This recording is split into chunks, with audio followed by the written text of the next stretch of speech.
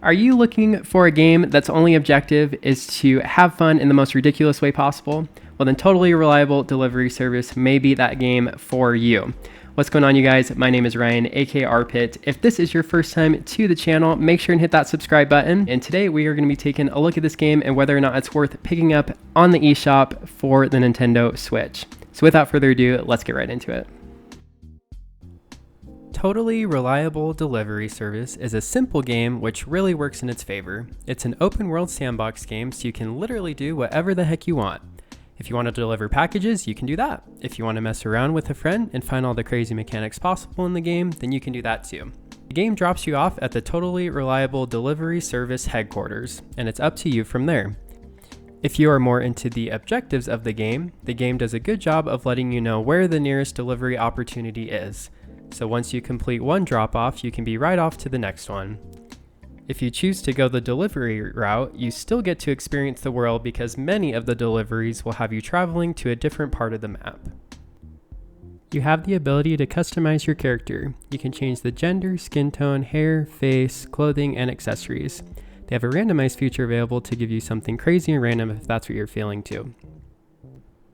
Each delivery gives you the chance to earn a gold, silver, or bronze medal depending on how you do. There are two different types of deliveries. There's time deliveries and fragile deliveries. For time deliveries, the faster you deliver the package, the better trophy you can achieve.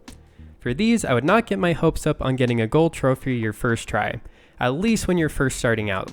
For me at the beginning, I was taking as much time trying to just pick up the package as it was supposed to take me to actually deliver the package. But as you practice this really becomes easier. Fragile deliveries are not timed, and your trophy depends on you not destroying the package before you arrive at your destination. These were much easier because you could take your time. For any of you completionists out there that want to get a gold trophy on every delivery, you may find yourself a bit frustrated, but also facing a great challenge, which isn't necessarily a bad thing.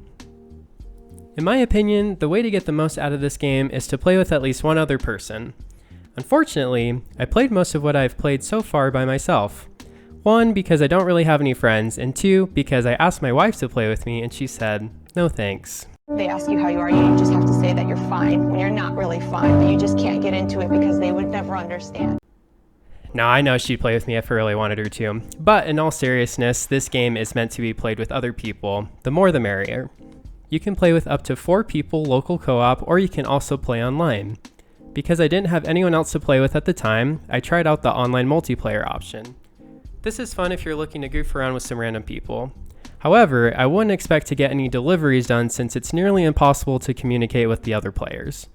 The most you can do is emote and exclamation point, question mark, happy or angry faces. Technically, you can wave too.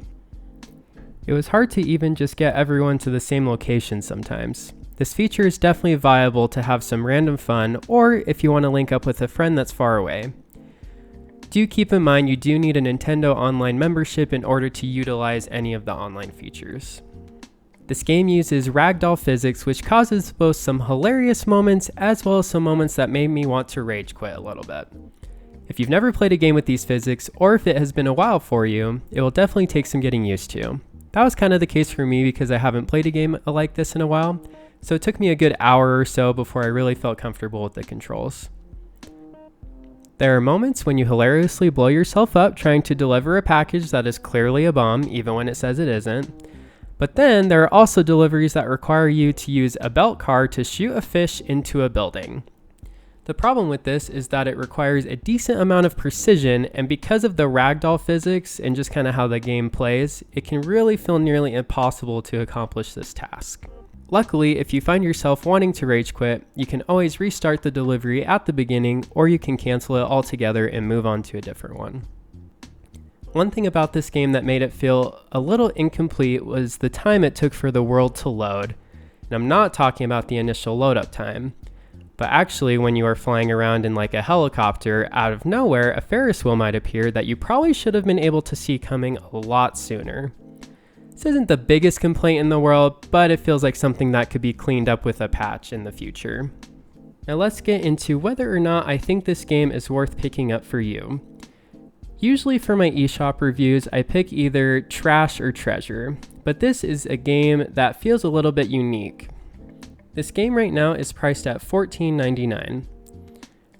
I would say this game is worth it for those who have somebody to play it with. Maybe I can get my wife to play it with me in the future. Or for those who love open world ragdoll style games. For you people out there, this game is totally worth it. There are plenty of spots on the map that are made for multiple people, and you can really have a blast messing around with the ragdoll physics in the game. This game may not be worth it for people who usually play games by themselves, or for someone who's looking for a really crisp and clean game. I definitely had a good time playing, definitely don't get me wrong on that. But at times the world felt a little bit incomplete, or just simply more frustrating than enjoyable at times. For anybody in that same ballpark, you may want to wait for a sale on this game in the future. Thank you guys so much for watching. If you guys enjoyed the video, make sure and hit that like button. Again, subscribe if you guys are new here to the channel. Comment down below whether or not you guys picked up this game and what you guys thought about it. And I'll see you guys in the next one. Peace.